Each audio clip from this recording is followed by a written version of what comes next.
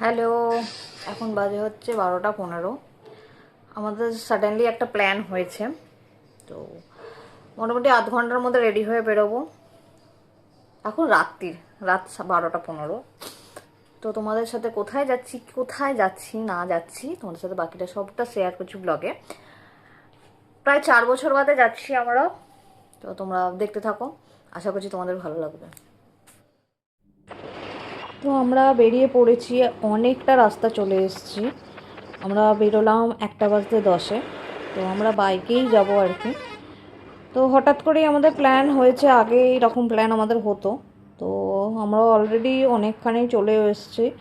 আমরা যাচ্ছি হচ্ছে দীঘা। প্রায় 4 বছর বাদ বেরিয়েছি।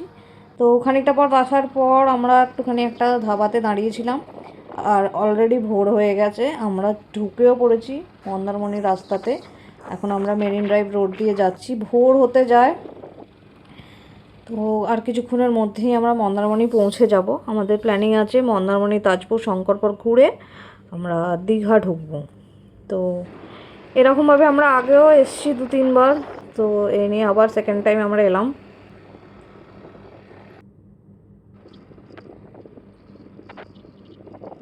তো ওই দূরে দেখা যাচ্ছে সমুদ্র, প্রায় 4 বছর বাদে সমুদ্রের দর্শন পেলাম আমরা।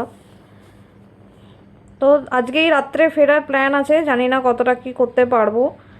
যদি শরীর দেয় তাহলে আজকে রাতেই ফিরবো, নয়তো একটা দিন স্টে করব। তো এখন আমরা দীঘার পথে রওনা দিচ্ছি, পৌঁছে যাব কিছুক্ষণের মধ্যেই দীঘা। এই রাস্তাটা এত সুন্দর করে দিয়েছে।